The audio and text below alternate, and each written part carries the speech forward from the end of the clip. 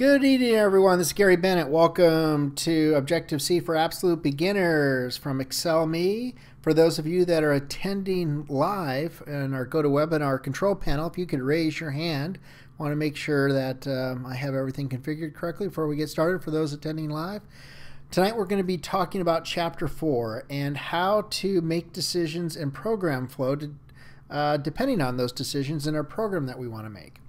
In Chapter 4 of my book, and actually this is covered in my class number 4 for Introduction to Object-Oriented Programming and Logic, those of you that are taking my, my courses, we go over what's called truth tables. And truth tables allow us to kind of determine and understand how flow is made and how things are determined in our applications. And hopefully you've had a chance to at least kind of skim over, but let me just kind of show you how truth tables work. This is an AND truth tables. And if we want to AND a comparison like if is condition A true and B true, what will be my result of A and B? So for example, you could go to the movies if your room is cleaned and if the dishes are done. In order to go to the movies, both conditions must be true. Going to the movie or room is clean and dishes done. So in order to get a true, both conditions have to be true. Otherwise, if one or both of the conditions are false, we get a false in every condition. Okay? Ors are a little bit different. Or you can go to the movies if your room is clean or the dishes are done. In order to get a true out of that condition, out of that statement, only one or both of the conditions have to be met, not both. Okay? So if one of the conditions or both are true, we get a true. A true or a false is true. A false or a true condition is true. And of course, if all are false. Now, I'll kind of let you go through on exclusive ORs and a NAND here, but let's do a Objective-C application. First of all, I wanted to start off with the one that we left off with on our last YouTube video. And with that video, just a second here, I want to do this guy here. No, sorry, I had it up and I lost my view here when I went off to another screen.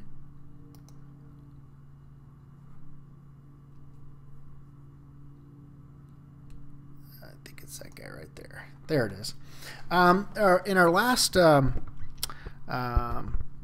video here, we basically did some division, and when we did it, when we ran this program, if you remembered, we didn't exactly get the right answer. It wasn't giving us our calculation.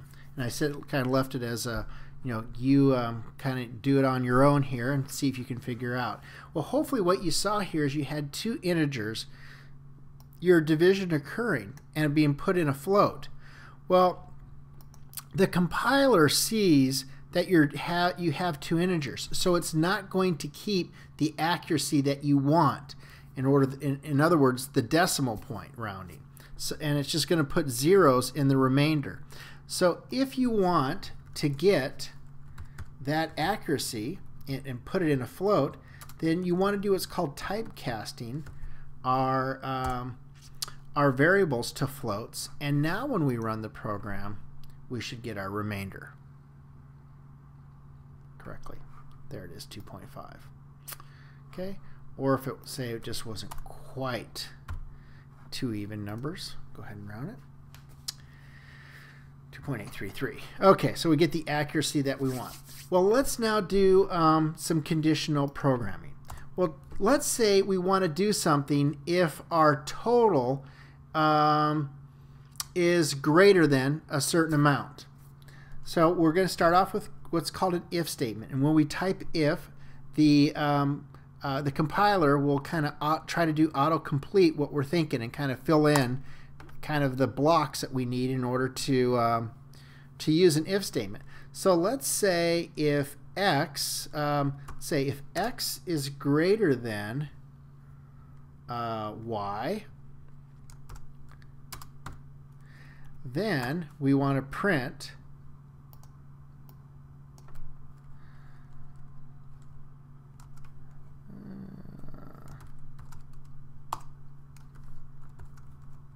true.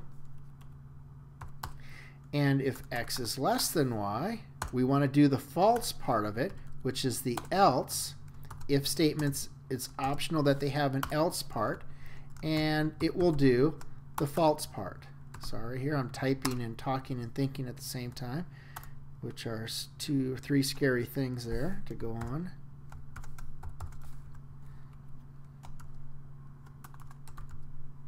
There we go. Okay.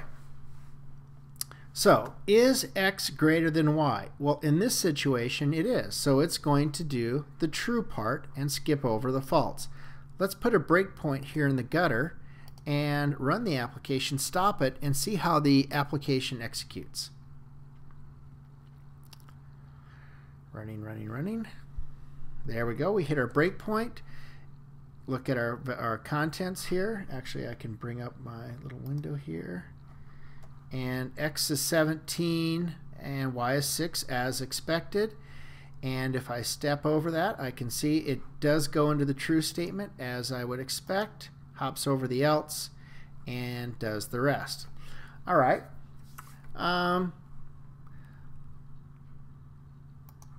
Let's do the less than here and just do a false. See it just go through the false here.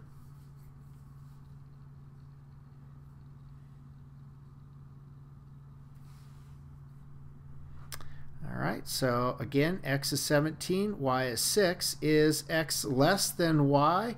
No, it's not, so it should go into the else part and not do the true part. There it goes. Now, let's extend this into something that's very common in programming, a compound conditional statement. So here we want to do, we're comparing is x less than y, but we want to make that maybe x is greater than y and z is greater than 0. Okay, so we want to compare if x is greater than y and z is greater than 0. All right. So the only way that we're going to go into the true part of our if condition is if both sides are true. They have to be true. Remember, we just looked at that in our truth table. Let's go ahead and run it here. Got a breakpoint set.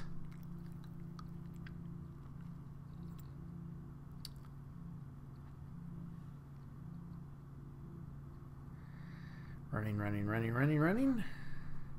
There we go. We hit our breakpoint, and we can see that x is greater than y, which is, we know that, and z is greater than 0. All right. Let's do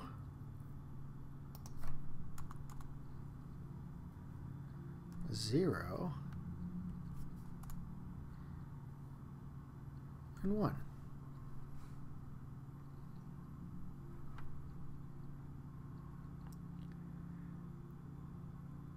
And actually, you know what I'm going to do here is I'm just going to leave those what we had, and let's just comment that out and make z, just for sake of seeing how compound statements work, let's make z 0. Okay, let's go ahead and run it now.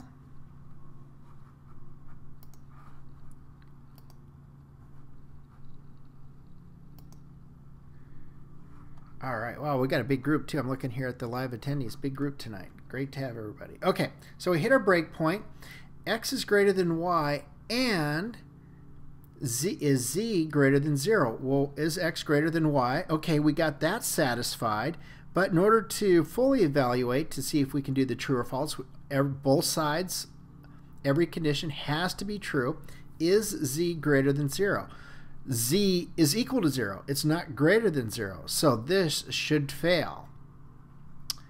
Step over it, and it does. It goes into our false part, and our program executes.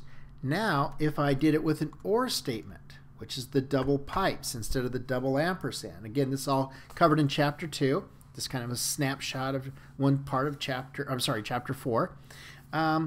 So, in order to evaluate as a true with an OR, either side has to be true, not both, okay, in order for us to get a true. Big difference.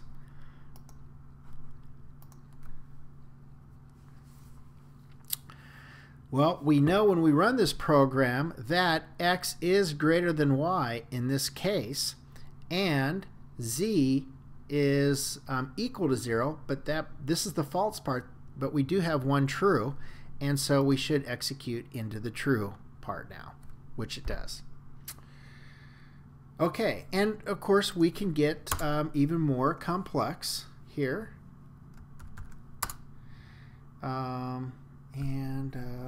Y is equal to 6. Okay, so now we have 3 conditions that we're going to check for. Well, first thing we do is we see this and sign here, which means in order, no matter what is going on here, in order for this to evaluate to true, we have to at least satisfy the ands. The ands have to be satisfied. So x is, in order for it to be true, y has to be equal to 6, okay? And these are OR statements right here, okay? So all we need to do is have this whole equation evaluate to a true. Well, does it? Does this whole parenthesis evaluate to a true? Well, is x greater than y?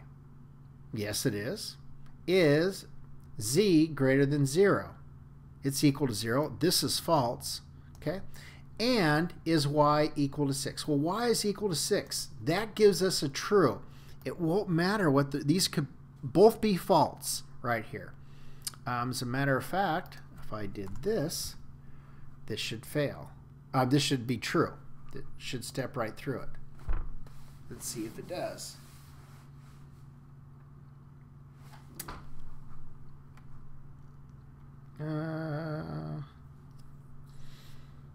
Oh, actually, it's going to want this right here. There we go. Now let's stop it and run it. I like to use a lot of parentheses in my statements. It makes it easier to read, and I talk about that in the chapter. Let's go ahead and run it. Running.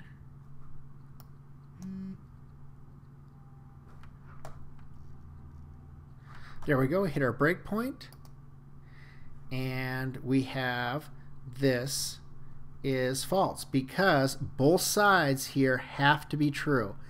This has to be true, and this has to be true. If I put this as an OR, we have one side true, this side, we have this side as being true, and now it will work. All we need is one side true, and there it is. It's true, and we step through it, and it works. So truth tables are very important. Once you kind of look at them a couple times, you'll get very familiar. You don't need to necessarily memorize them, just understand them. So when you're looking at your conditional statements and this kind of code here, forget about the types of variable, but having multiple conditions on one if statement is very common. And we'll work with it more and more in our Xcode and Objective-C programming. Again, if you have any questions, feel free at the end of the class tonight here. As soon as I stop the recording, I will answer questions for those that are attending live. And of course, if you're watching the videos, you can go and attend live just by going to excelme.com. Click on the free videos, and you can see the past webinars, and you can subscribe to my YouTube channel and get alerted every time I upload a video and attend live here. And then of course, if you'd like to take the full courses, they are here as well. All right, well, thanks for attending, and I'll let those of you go that are watching on YouTube and take questions live from those that are attending live. Thanks, everybody.